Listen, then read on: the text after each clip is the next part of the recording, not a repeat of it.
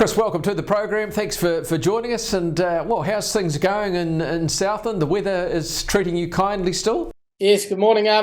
Weather's not too bad today. We're looking at mid-teens, but it has been very wet in the middle of May, which doesn't help the start of winter. That's right. So, because you had the amazing summer and autumn effectively, and now, of course, it's started to pack up, which I guess you kind of expect. I mean, winter's on the way. How well are you prepared? Everyone's prepared fairly well. It's just it makes it tricky at the start of winter when you're starting off crop paddocks and it's been so wet.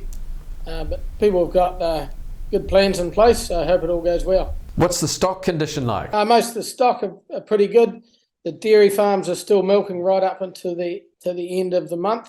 There's a few starting to dry off now, but most of them are sort of aiming for the start of next week. So, it's been a pretty good end to the season for them. And you had your annual general meeting, of course, in the early part of the month, the early May. And anything come from that? It was all good? There was some good discussions. We had some very good speakers on some of the new technologies coming up around hydrogen and stuff. So that was good. And to get a bit of positive stuff out there when what we're looking at in the farming scene's not always that positive. And so what sort of things were they suggesting? Hydrogen has got a big future. A big future in Southland with the way power's supplied into here, and with the big trucking companies starting to trial it in a mix with diesel. So they see a big future in it. Well, that's great, isn't it? It's always good to get some sort of positive news because there isn't much positivity around at the moment. How's it looking winter grazing wise? Is it looking like it's going to be a tough winter, or so far okay? As I said, it was a little bit wet to the start of it, but the crops have done well. The stock going into winter in good condition helps. Everyone's been really proactive with the planning for their plantings and that, so things should go not too bad heading forward. We just have that grey cloud hanging over us of the government's regulation being ahead of itself. Freshwater farm plans aren't even in the pilot stage yet, but the rules are in place, so could lead to a couple of tricky situations, mainly around grazing on slopes going forward. We're just try to manage that the best we can.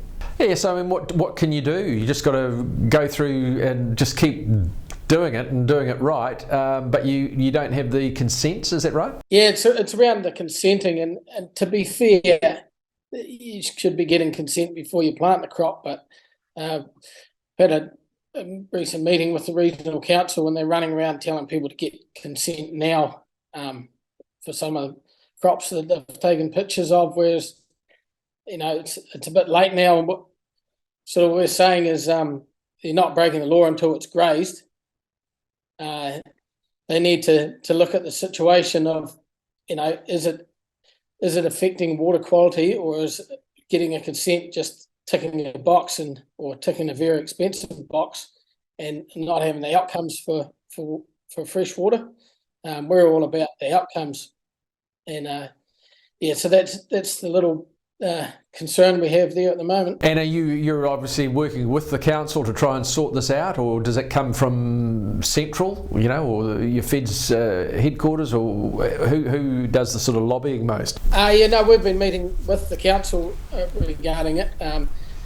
Obviously, well, there's two issues: the winter grazing one, but then the freshwater farm plans in Southland and Waikato, part of the freshwater farm plan pilot scheme. The problem, we're working with the council developing them here.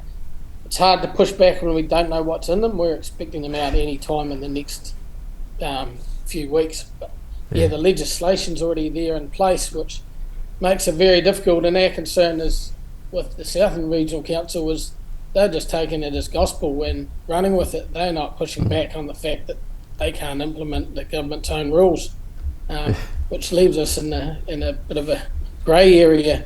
Them not wanting to break the rules and us doing the best we can. So we just have to see how it plays out. And any idea when it might play out? No, I'm not privy to when the stuff's released, but when, like most farmers have a farm environment plan, and we asked for within our own regional plan to have a winter grazing module attached to that, which a lot of us have gone and done anyway.